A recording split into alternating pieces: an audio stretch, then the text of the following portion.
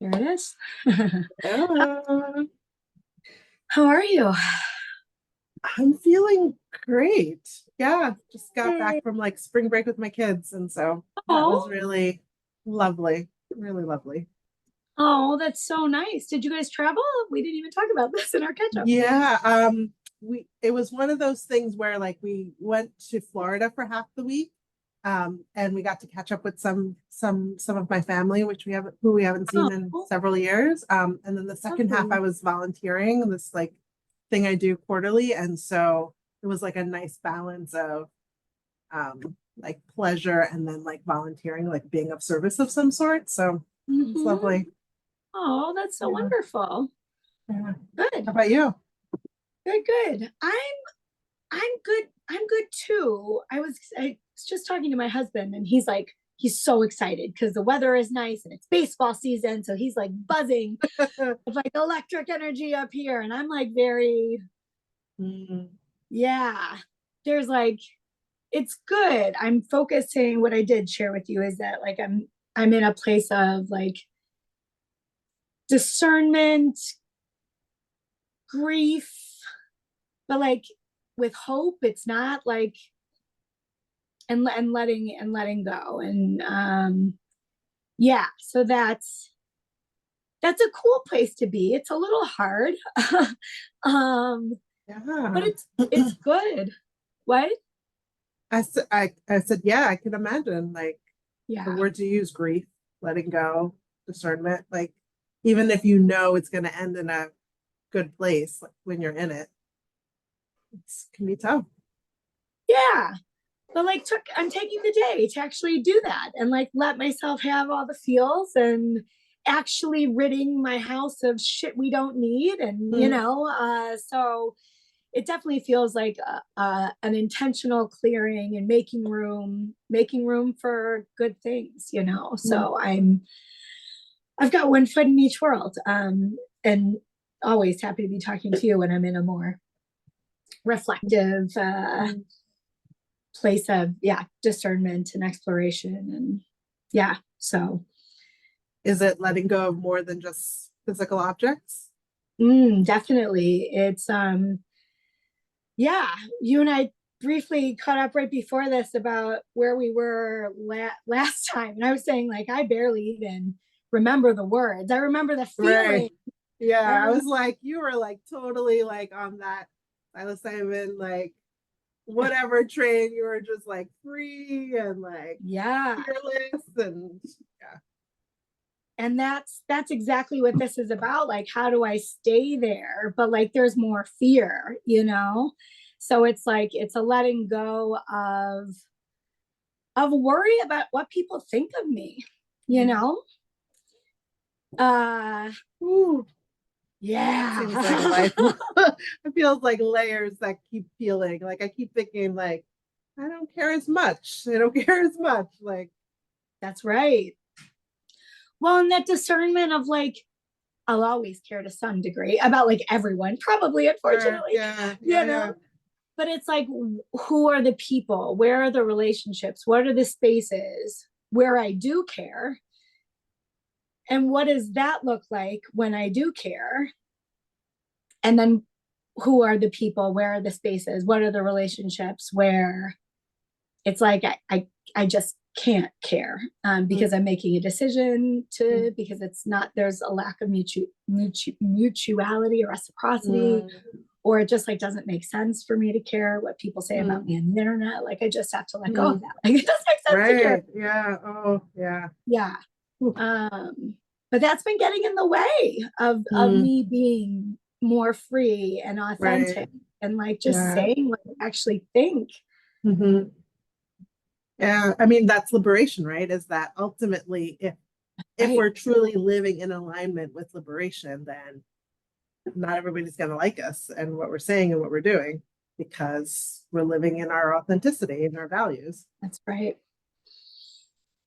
Again, letting Yeah. go of that politeness. Yeah. Ah! Yeah. Yeah. Yeah. Yeah. Yeah. So it's an interesting place to be, but it felt really good last week to talk to you and be so honest about so many of the things we talked about Gaza, about the genocide happening there, about multiple truths, right? Like, and that I can say there is genocide happening in Gaza without it needing to mean that I don't want safety and comfort for Jewish people. And yeah, but that's the big like meta, and then there's like all these like little day-to-day, moment-to-moment like iterations where like I don't use my voice because I'm worried about it upsetting someone or creating conflict in a relationship. And it's just, you're right, this is another layer of like, how do I get more comfortable just sitting in conflict without there being resolution immediately? Yeah. It's interesting because I think in my own like letting go and like trying to stand in liberation, like I had done a workshop a couple weeks ago. Oh, it's probably over a month ago now. And, they had wanted me to talk about Israel and Palestine. And I said, that's risky. Happy to do it, but it's a risky topic for any organization. And then there was kind of fallout from it because while I think I did a good job, I wasn't entirely neutral. And, part of anti-racism and liberation is you're not neutral. Not neutral. And so like you have to do a power analysis in every situation. And so I remember like me of even like 6 months ago would have tried to be more neutral, would have tried to hedge more, even though I was clear about my truth inside. And when somebody gave feedback that I wasn't neutral, and I said, yeah, I'm not neutral. I'm for Palestinian liberation. That doesn't negate that I'm also trying to dismantle anti-Semitism and all that other stuff. Like, and so and kind of like, if it doesn't work out, right? Like if this relationship is terminated, right? Because of that, I could be okay because it's like, well, I can't in good conscience not be talking about stuff. I can't say I'm going to do a power analysis over here when we talk about these things, but then over here I'm going to be neutral because that's being on the side of the oppressor, and there's always a side of the oppressor in this stuff. But I think for me, like noticing that I was like, yeah, I'm good at what I do. I'm clear about what I'm thinking. And if that's not for you, it doesn't mean I didn't do something. It just means like, your organization is in a place where you're trying to please many different people, and you can't be on the side of anti-racism, anti-oppression in this instance, right? And I think that's something we all have to be thinking about is like, I am anti-racist until blah, blah, blah. I'm anti-oppressive until blah, blah, blah. And I could still feel like there must be a lot of anxiety in that system. And, I feel for them and I'm rooting for them, right? I was saying to you, like, that's my new, like, loving kindness mantra these days is like, when I feel like I'm at odds with a person or a group, I just say, I'm rooting for you, right? Because like, I'm rooting for everyone's liberation and I'm rooting for every organization's liberation. And I might not be the consultant for lots of people because I'm not willing to dilute my content, which doesn't mean I can't soften it. It just means like I can soften it, but the truth is the truth. And like any way you soften it, it's so like at some point you're gonna have something you dislike.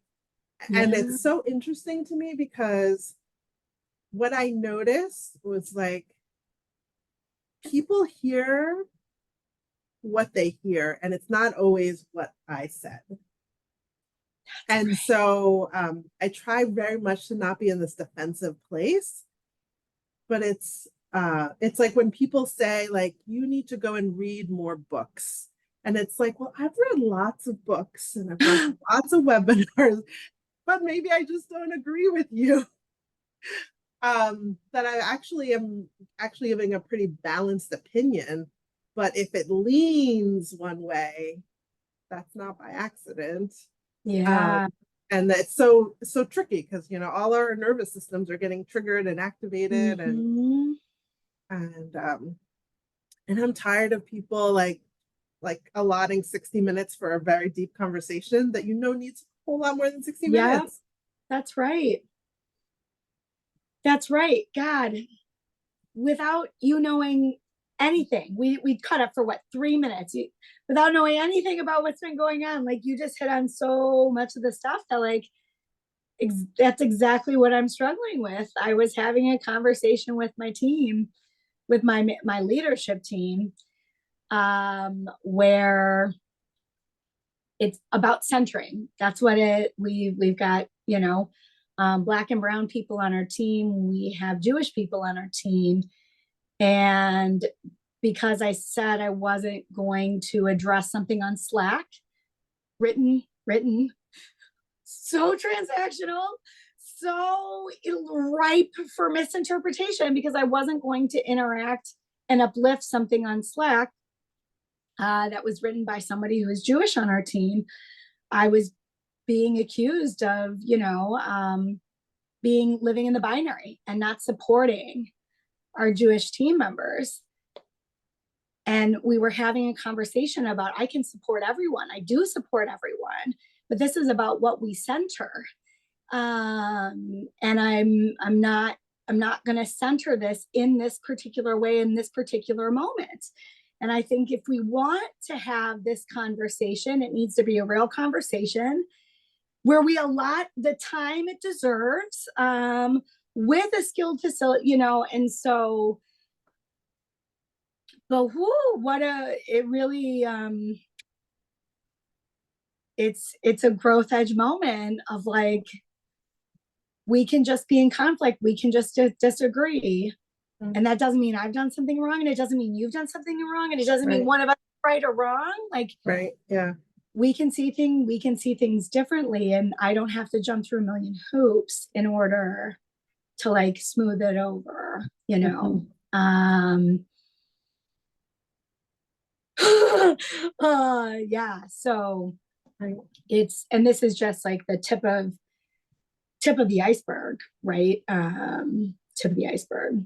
So I appreciate everything that you said, and you've got more practice just sitting with that. It's better integrated for you, right? Because this is, yeah, it is. But I also think that, you know, there was a couple months there where I was like, every newsletter that I sent out, you know, I was waiting for the email responses to it. And I don't get those anymore, which, like, I don't get them very much anymore, partly because I think, like, you know, there's always liberatory topics. So, but I think that's helpful, that I feel like when I was having these conversations with people I really care about via email, it felt like so raw. Like, there was so much agita with it, because you know, these are people I care about, and yet this is a place where we disagree, or they want me to center their viewpoint when, and these were white Jewish identifying friends. And it's like, I can hear your viewpoint, and I'm trying to center the viewpoint that is in the Western media in the global North is invisible or erased or demonized or dehumanized. And I'm gonna, that's my role, that's my value, is that I'm gonna uplift the viewpoint that is not represented here. And I think that tough period of a couple months, that fall winter period, I think has led me into this place of ease now, where I just feel like I can be a container for so much more. And I think I've been observing this tendency, you know, I was catching up with you about, like, how I'm in this place of softness, of ease, of, like, letting go of, like, some professional stuff, and discovering, like, what fills up the space when I don't. And I saw the same stuff, like, pattern happen, right? So, you know, there's parts of me that have wanted to, like, go to to like go and get like a theology degree. Oh, Um, and it's something I've thought about for a couple of years. And it's funny, like someone told me to do it years ago. And then like when I was learning more about Palestine and the Middle East region, there was part of me that's like, oh, it'd be great to like go and like learn more about like Middle Eastern studies, right? And I was like, but this is what I do, right? Is like I get a passion for something, and then I'm like, I need to go and get deeply trained in it in some sort of way. And then related all. that's how my hobbies then become like Uh-huh. job related. That's And right. so and so I tried to resist all that. I was like, you can learn more about all of these topics without going and getting a certificate or a That's right. degree or intensive training. Yeah. Um, and so there's still and so I'm still trying to figure out like how can I, racial justice is a spiritual practice for me. I don't need to go to seminary. I don't need to go get a master's in divinity. I don't need to get, like, maybe I'll take a class in the summer at some point, but like resisting the, like, Mm-hmm. I need to like gain mastery in this way, which then becomes the stressful fall and like, Yeah. here we go again. Yeah.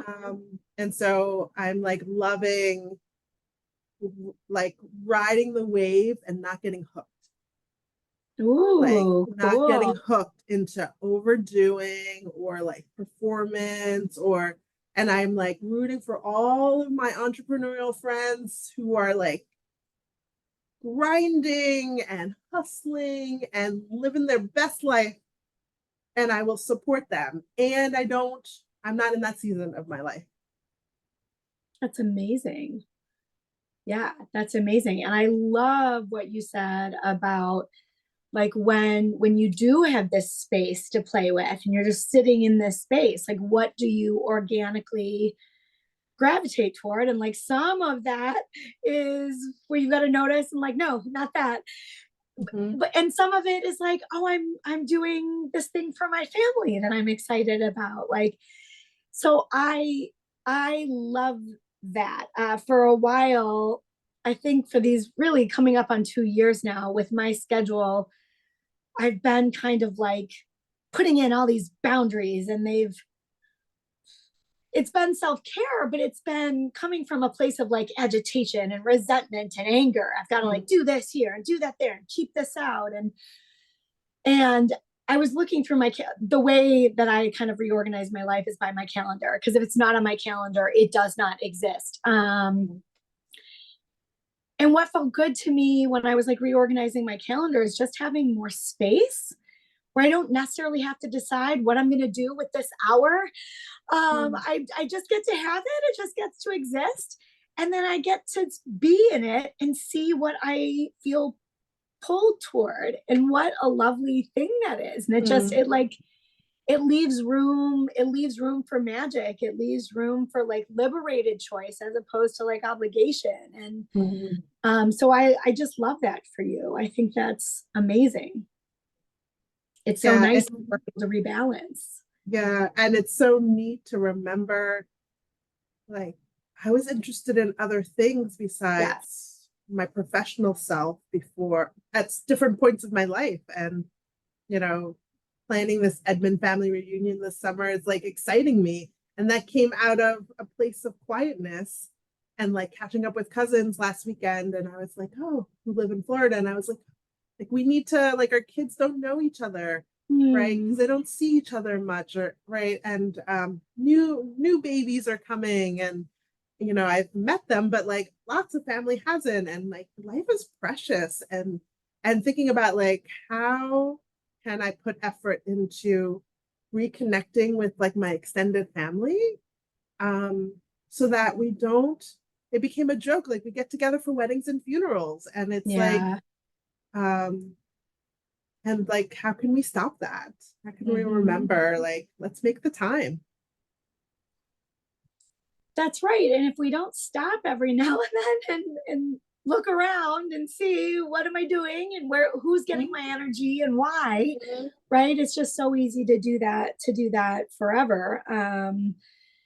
You know, one of the factors that led to me being into this place of letting go is I've been so community building has just been something that I really feel like I want more of. I just opened a new location in the city where I live. Thank you. And like my main impetus for doing that is like I want to be able to host events like with the people that I live with, that are my neighbors. Like I want to have a space here to like host people, and been thinking about community in terms of my family and like what does that look like. Again, with extended family are people who aren't even technically family, but how do they fit in, because they're a big part, you know. And so the letting go does feel sad. There is like grief there, but like what I feel so much right now is like there's so much good stuff that's waiting for me, and I need to make space for it, right? Right. And that's different. There's an element of like trust or faith or integration or something of like this is just going to work out when I'm present and being intentional and operating from a place of love, right? And I feel like I've been boundaried and assertive and da da da, but it hasn't been from a place of love. And so if I can let go in love and speak my truth in love, then it's like then I think maybe all things serve, you know, and that I can have greater faith in that. So I don't know how I got there based on what you just said. But I love this idea of doing things in love. Yeah. Yeah. I think that's the softness that I feel. Yeah. Yes. And is like, yeah, I feel so much more connected to love in so many ways, right? Like I feel like there are waves of doing this racial justice stuff that I'm like, I disconnect from love. Like I think like whatever it is, like I get burnt out or I get like overwhelmed or I'm not receiving love in some of the communications. And if it's like too much at once, and especially in times where I have like less capacity, like in the fall, it just feels like I can't fully access the love. Like it's there as a foundation, but right. But I can't, like I get into the like I'm just going to give you facts or points, right? Because like you're coming at me and I'm just like want to push you away. And so I just love being in this version of me that feels like expansive and more joy and really having quality time with my family and my kids, and looking forward to the summer and whatever that might bring. And Chris and I had a trip to Kenya plan that was like 2 weeks, like with like a yoga teacher, and that got canceled. And so then that became like, you know, what will we do instead? And like maybe we don't have to do something instead. Like, can it be okay to like have more downtime and just like, yeah, which then kind of turned into an Edmund family reunion. But but still, yeah. So it's all coming together, right? It's like, okay, that didn't work out, so but we're around then now for this thing. So. And I know that like there's been so many things, right? So it's hard to pin down, but I wonder if this softening or feeling more connected to love is that through a practice, is part of that because you have just been working on like being grounded, and like you're in like this process of discernment and like what do I really need and what do I really want and like what speaks to my soul, and like is that part of it? Yeah, it's part of it, but I think it's also I've been one of the things that's like someone who's meditated for over a decade is I've always struggled to have a sangha, right? Like a community where I meditate. And so I remember last fall I went with my sibling to like a Buddhist retreat for like a long weekend, and then that teacher is doing like a bi-weekly sit, this spring, and so I'm involved in that. So it's like basically like Buddhist practices for activists, and And it's really neat because when you go back to a lot of the Buddhist teachings, so much of it is about love. Yeah. And so much of it is about that we're all interconnected and we forget, right? And meditating is about awakening to the fact that we're already free inside of ourselves, and we forget, right? Or we're deluded into thinking like money or power or all these other things are more important. And so I think even hearing some of those teachings, like I'm not someone who would say that I'm Buddhist, but I like Eastern traditions, and some of the teachings from that, they resonate for me more than like Christian teachings in many ways. But I feel like this whole idea of like turning towards versus like moving away because it gets hard, right? So like turning towards the grief, or turning towards loss, or turning towards the anger or the rage, or turning towards humanity, all of humanity. Like for me, like to me, that's liberation, is like, and I think for me lately, like reaching out to my various cousins, as someone who like is fairly introverted, but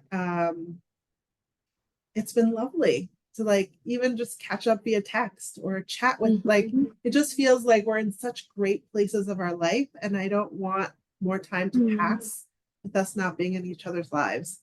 And that's something I can control. Like I can't dictate a ceasefire, but I can control how much effort I put into my relationships. So I need to come visit you sometime this year, right? Like I just need to invest, right? Just invest in like people. Yes. So much that, right. And like that is exactly where, I resonate with that so deeply, because it's like been thinking a lot about, I posted about like who in your life do you cast in the villain role, and like who casts you in the villain role, and like these stories that we tell ourselves, and we can so easily get like wrapped up in, and all of it is like fear activation based, whether it's fear or anger. It's like so much activation, right? And it's like a way it keeps us in that activation, those stories. And it's like, if I can be really sad about this person in my family, and that can exist at the same time. But if I'm so focused on that story and how they perceive me and how I perceive them and our relationship and that like struggle, then I'm going to miss all the beautiful people who would love to have that role in my life. Like I could have that with these people. And I had my whole family here, but other people as well, not people who are like my blood family here this weekend.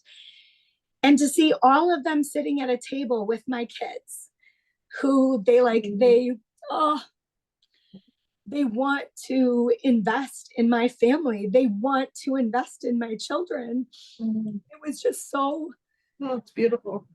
So beautiful. And it was so healing that I think it gave me what I needed to let go and love, because it's not coming from like anger, like I've got to shut you out, or I don't know, a moral righteousness or whatever. It was just like, I have what I need. I don't have to be worried about not having what I need. I have what I need, so I can let go and love. And that ultimately probably serves everyone, right? And that's like the micro, but like all the levels of that, all the way up to like the uber macro. It's just, it can be so healing, right? Where I think for the longest I've just told all these stories about like loss and victimization, right? And like so I was having a chat with my son Jacob over the weekend, and I was asking how he was doing with like one of his friends. Um, and he's like, oh, good. And it's a friend is the daughter of one of my friends. And Aw, one of the white Jewish people who I was in tension points with in the fall. And so Jacob was asking me like, how is it going? And in his mind, the world is still a little binary, even as a 16-year-old, it's still like binary. So it's kind of like if people are in conflict, then that means like bad things yeah. versus like, I was trying to unpack for him, it's like things seem fine. I mean, I haven't had much contact with her. I said, I don't harbor any ill will. That's right. Right. And I said, I said, I don't think she's doing deep anti-racism work.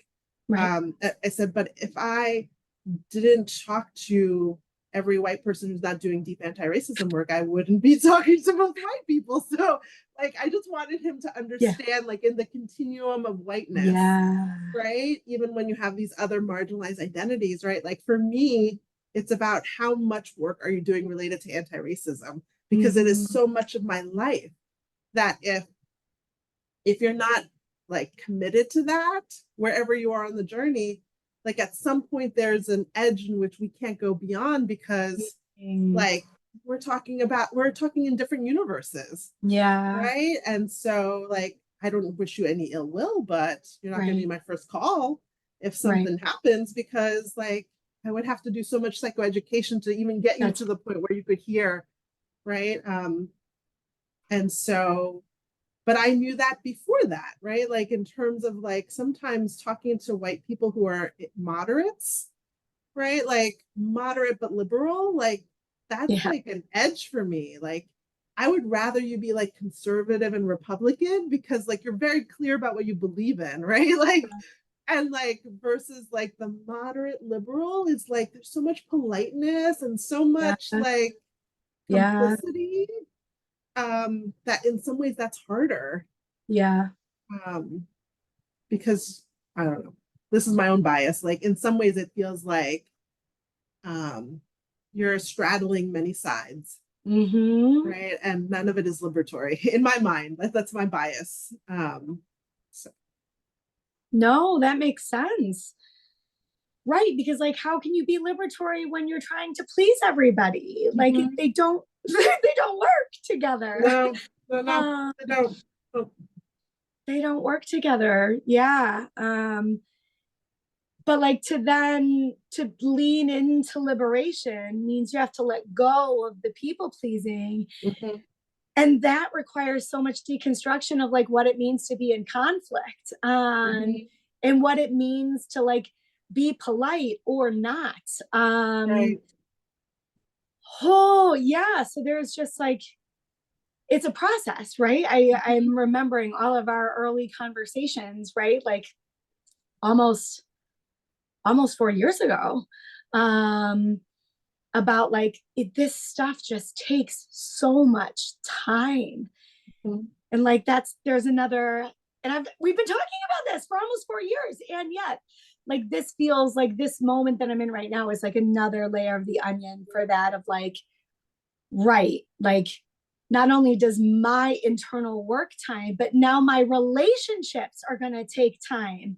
And mhm, like, I may not know where I stand with people for a while, or like, we mhm, may have to endure conflict or like whatever for a while, because right. there is no way to get resolution Yeah, necessarily on certain things. yeah, So it's like, right. So this whole like, oh, it's a process. It's like, oh, mhm, every fucking thing. yeah, absolutely. And it's Whoa. interesting because I think about like even so some of the things I've been talking about recently, which would be a whole other conversation, is like not all Black people are the same, right? So like this is some of what I've been talking about in workshops recently, right? And that even the idea of Black liberation is different things to different people, right? And that even in me getting to know my family again in different ways, my extended family, like they've never, many of them who haven't talked to that much in the last like 5 years since before the pandemic, they don't know this version of me, Yes. right? And Right. so this version of me is like challenges like the Mm-hmm. model minority, daughter of immigrants, like keep your head down. Right. Don't Um, rock the boat. like Don't make waves. right, like we made a good life here. And so because it's like I have plenty of conservative people in my family, right? So like we're talking about Haitian liberation perhaps, but we're not necessarily talking about like the deep level of racism that exists in the United States.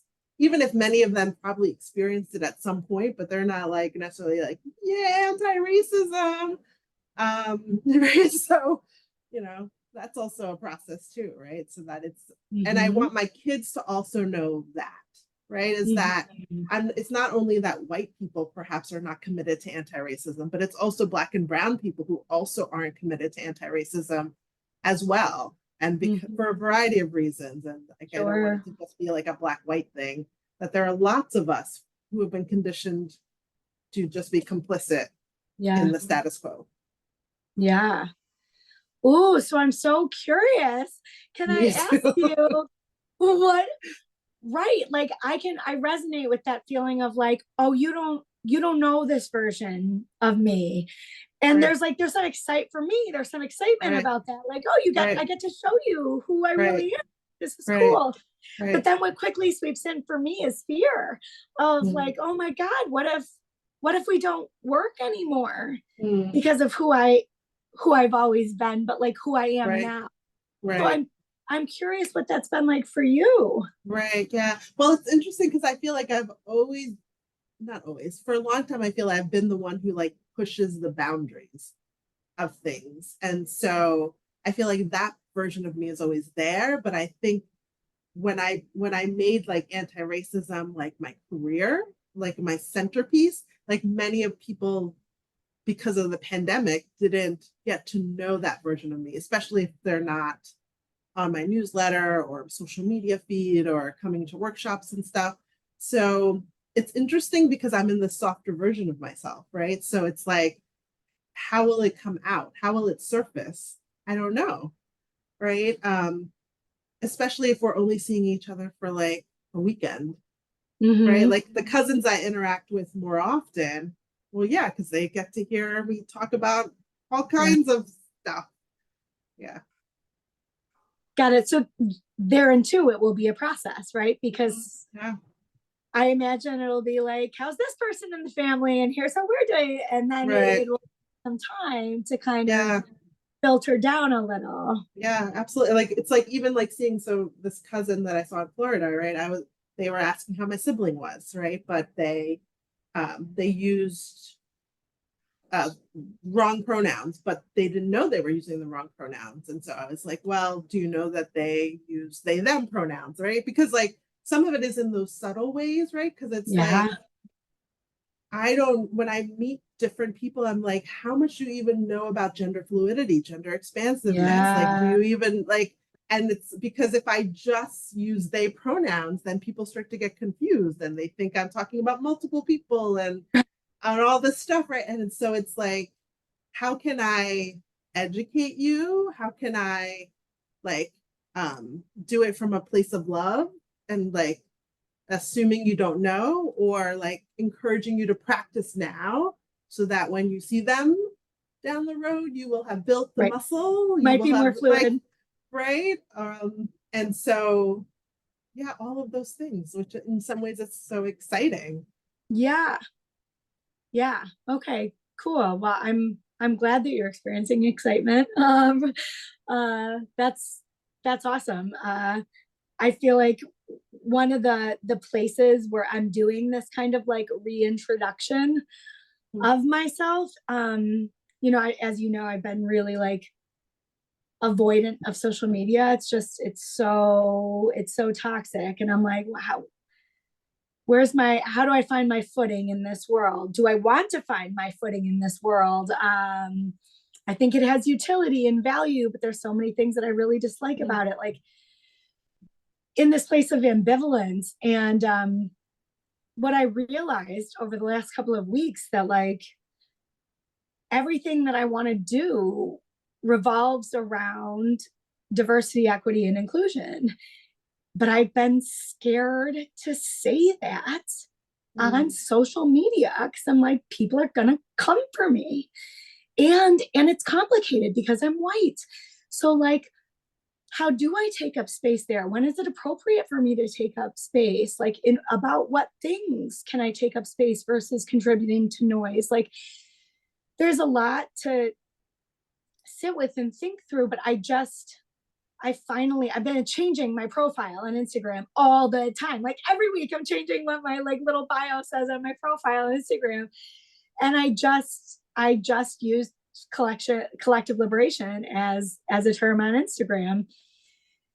And that's right. And it feels so right. But it's like this slow leaning into the truth and the discomfort of the truth. Because I fear what people will think, but it's like there's really nothing to necessarily lose, right? Because by being who I am, I will attract the right people, and by being who I am, life will filter out the folks where we're no longer a fit, right? So it's like I know there's nothing to lose, but all this fear, still comes up. Yeah. And it's like, what's the worst that's going to happen? That's right. That's right. And how do I not get so lost in my own like little private story where it's like, oh, people are going to say bad things about me on the internet? Like, people are dying all over the world. Like, get the fuck over yourself, right? Like, it's so easy to fall into like an egocentric self, like where I center, myself. And it's like, we've got bigger fish to fry here, right? We've got bigger fish to fry. And I can have feelings while also still being aware that we've got bigger fish to fry. Right. Yeah. Yeah. And I mean, I think for me, I think that's part of why I created my membership community, was to have people have resources that help them like deal with this stuff. Because I think what you're talking about is pretty common, right? And like this fear, right? And I think for me, like it came up for me related to the Israel-Palestine stuff, or Palestine-Israel stuff. I remember last time I said I was going to try to use Palestine first. That like for me, like that was my growing edge, because when I talk about anti-racism or whatever, like it's not that big a deal, like whatever, like, but when I was talking about Palestine, Israel, all of a sudden there was this backlash and there was this stuff, right? And from both sides, like, like I'm not doing enough, right? Or I'm not supportive or whatever. And so like for me, it was like, it feels so uncomfortable. And yet, how do we zoom out, like you're saying, into the larger world of like, my momentary discomfort, that's right, does not equate to like death and starvation and like, genocide and like, and so like, how can I keep reconnecting to, this is the risk that we have to take in order for something bigger. That's right. Ourselves. That's right. And if we're doing this work in a meaningful way, it means there's always going to be something to lose, and it's essential sometimes. Right. And so how do we find community that will support us? Yeah. When that discomfort comes. Yeah. Yeah. Whew. It's good. Yeah, good stuff. Yay. Yeah. It's always a pleasure. Always a pleasure. Definitely. Thank you for this conversation, as always. Thank you. All right. Well, see you next time, huh? Yeah. Do all the things you do when you listen to us, like, subscribe, share with friends. Keep listening to the Rest and Awaken podcast. Yes, please. Thanks. Bye.